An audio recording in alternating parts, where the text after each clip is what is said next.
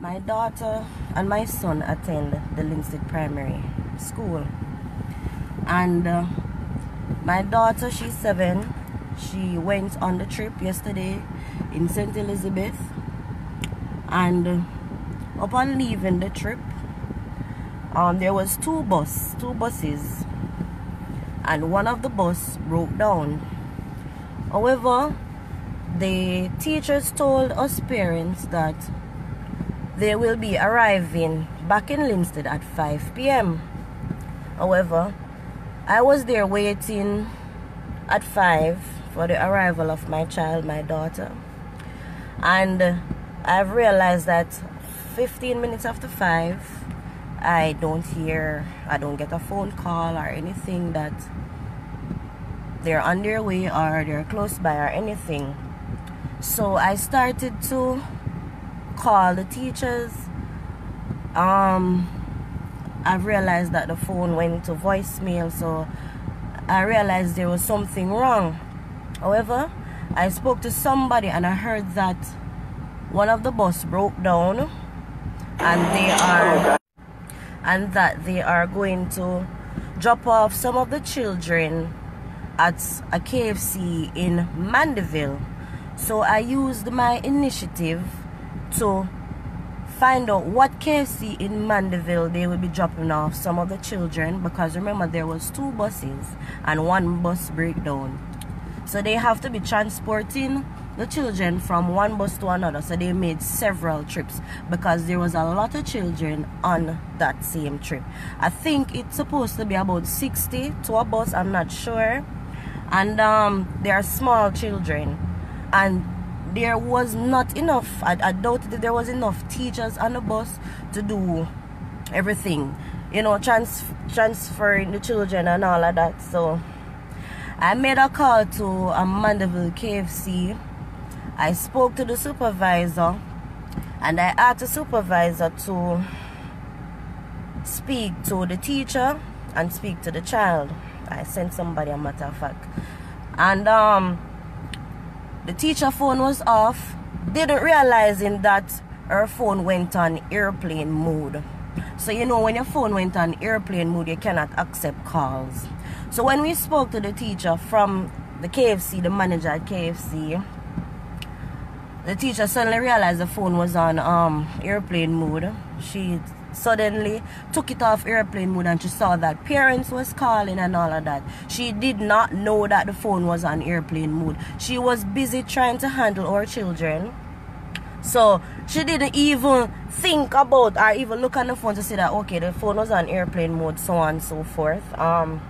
We spoke to the teacher. She told us that they don't know if they don't know what they're gonna do at the present moment, but they're going to reach home a little bit late.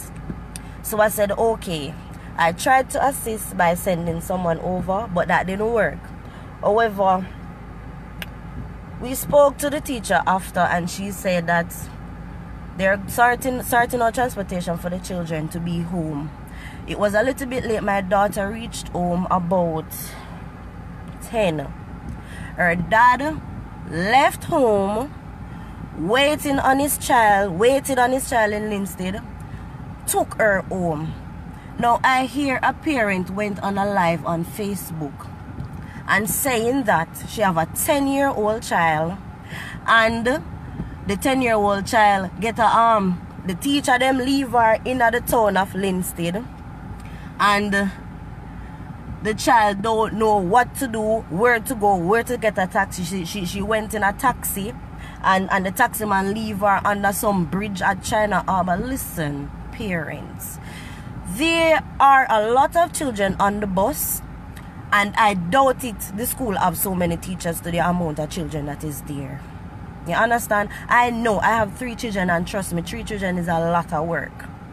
So sometimes you have to help the teachers, because the teacher's job, you have to pick up the teacher's job as parents.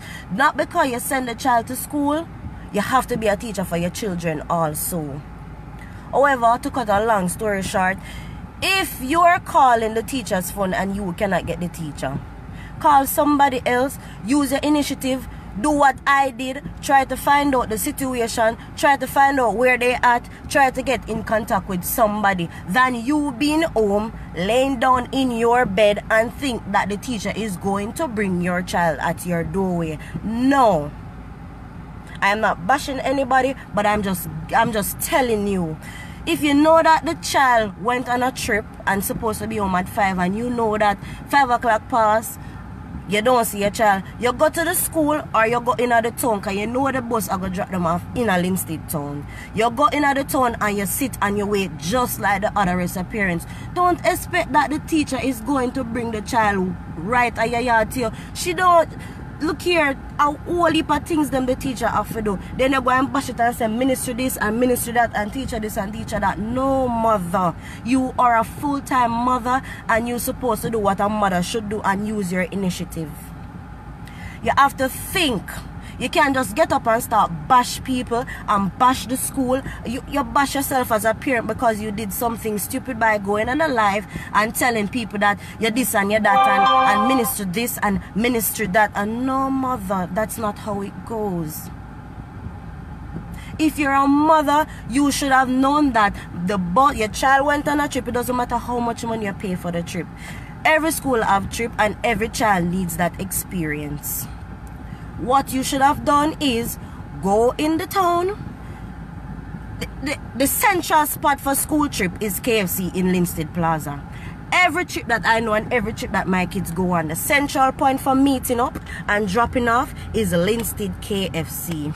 So your child is not home, you take a bus, you take a taxi, and you go at KFC and you sit and you wait on your child. Knowing that you call the teacher phone and you're not getting through. You live far up in a one bush, bad people place and whatever. Oh, you expect the child to go reach home?